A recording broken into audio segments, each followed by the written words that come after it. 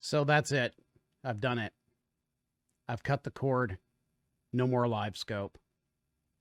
Not really. What's really happened is I was using a pole deucer.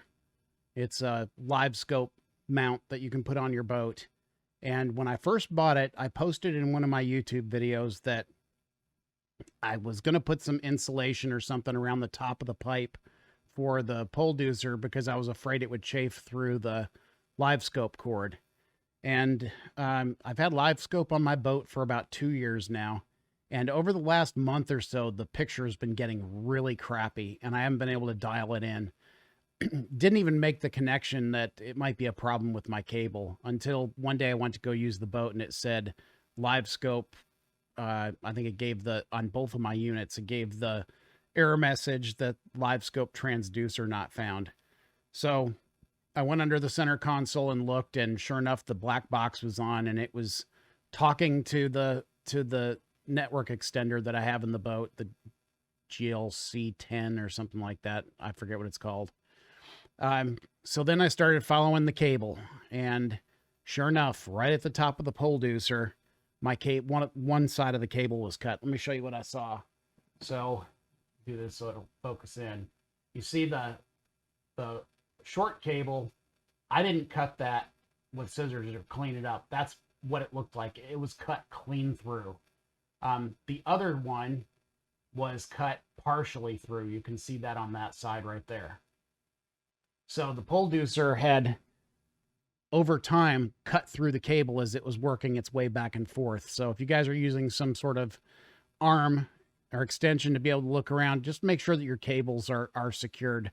I should have put something to protect it to get around the top of that pipe, and I didn't, and so now I've got this to deal with. So inside of these cables are several sets of paired wires, and each set of paired wires is wrapped in an aluminum sheath.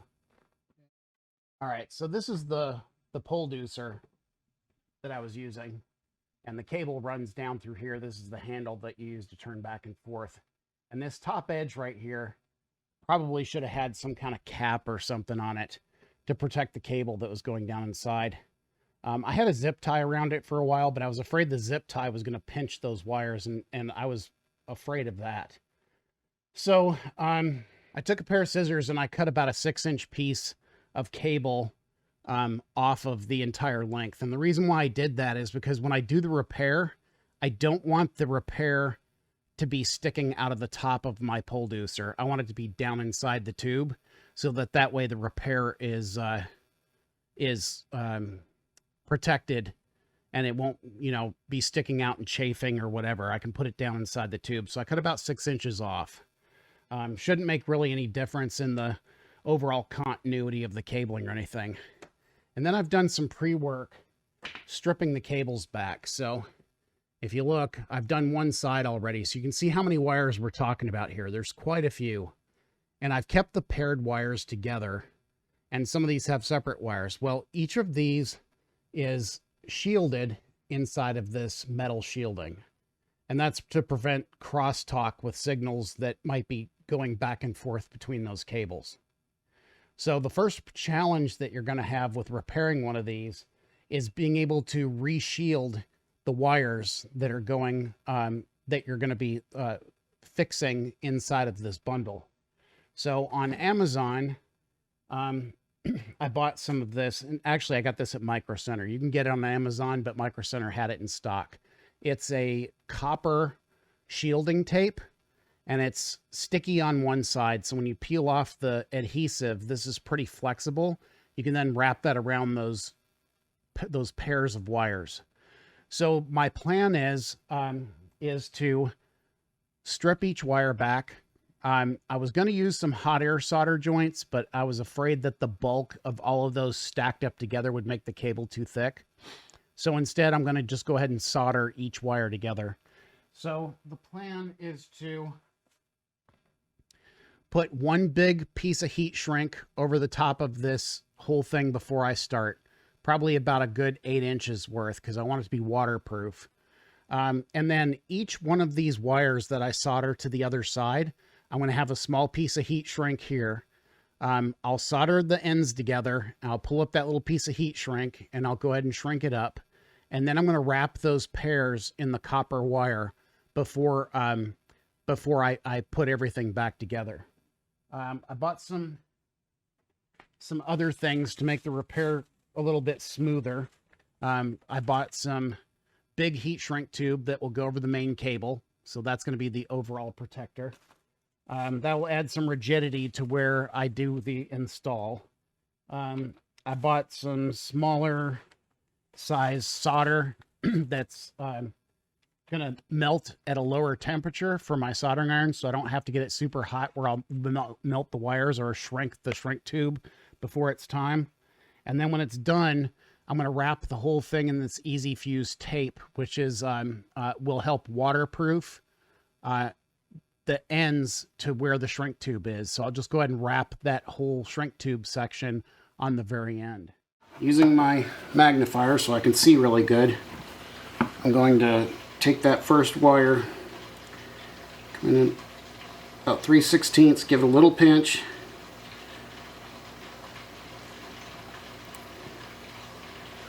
and a little tug. I don't want to pull too hard. And that made a perfectly clean strip right there on this green wire. So now I'm going to do the same thing for all the wires, being extremely careful, because if I cut one off short, my cable is not going to be a uniform length. The repair is going to be really awful looking. So I'm going to go ahead and strip all these wires on both ends of the cable, and I'll come back. Alright, now that I have all the wires stripped, I've separated them all and I gave them a little twist on the end so that they'd be nice and clean. I've got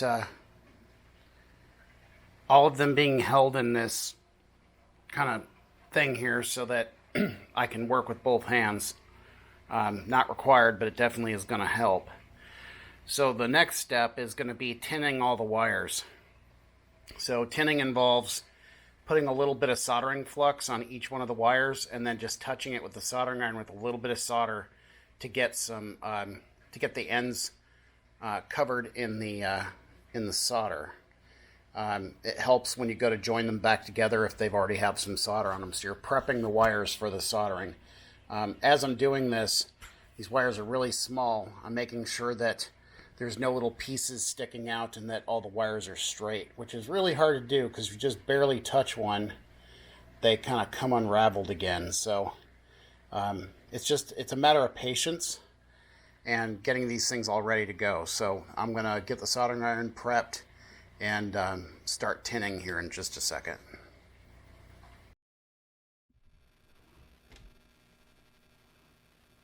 Okay, so right here I'm going to freeze the video. The soldering didn't work. The soldering iron, I couldn't get it to be down cool enough that that it wouldn't melt the insulation. And the shrink tube was shrinking before I needed it to. So I ended up going to the hot air soldering method for the rest of the wiring. So I'm going to save some time in the video and just jump right into the hot air soldering. Alright, after doing a couple solder joints and having too many issues with insulators melting, I've decided to go with hot air soldering instead. I'm going to use these little tubes. They're super easy to use.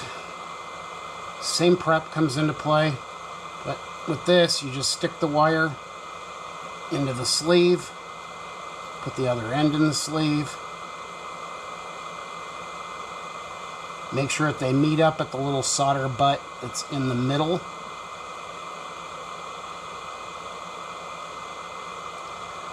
Get your hot air gun, heat it up just hot enough to melt the solder inside. In this case, mine is at 729. I'm going to hold the hot air to it until I see the solder melt. It only takes a few seconds. Alright, the solder melted. Now I'm going to move it to the ends where it melts the sealant that makes this a waterproof connection. That's it. You shouldn't see any burning or anything along those lines.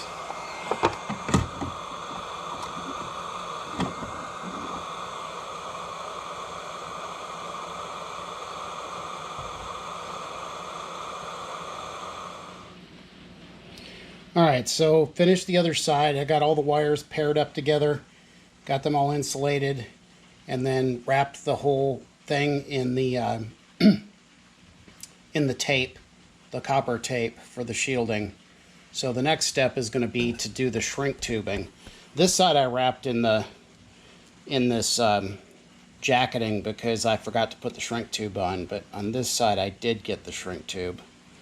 So the next. All right, so I got the shielding on, but my shrink tube won't fit over the center now that they're all those splices together. So not a big deal. I'm going to go ahead and shrink the tubing that's on the both ends, and then I'll wrap the center with this same red stuff. So I'll just take my heat gun, take it to this heat shrink right here.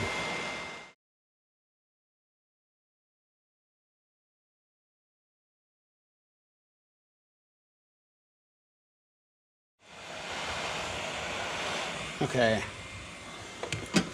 So now what I'm going to do is I'm going to go ahead and wrap that center part with this red stuff like I did with the other side. Alright, so the next part is going to take that big piece of heat shrink that I put on there before I started, slide it over the whole thing. Wow, it barely fits.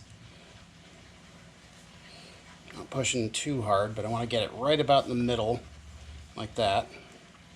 And now I'm going to take my heat gun and shrink this up.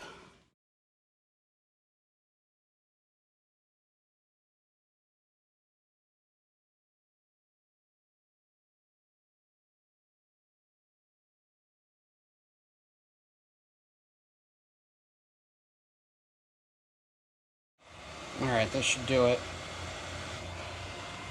Especially make sure these ends are sealed though. I'm going to take the red tape, waterproofing tape, I'm going to wrap this whole section from a couple inches above to below just to waterproof this whole area and to give it a little bit more strength.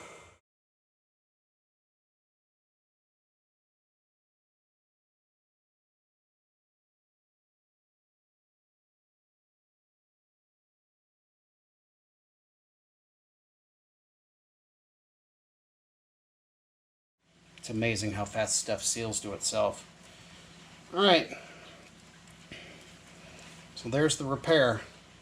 Now we're going to have to test it. See if my repair worked or if just even one wire wasn't right. And if that's the case, I'll take it all apart and do it all again.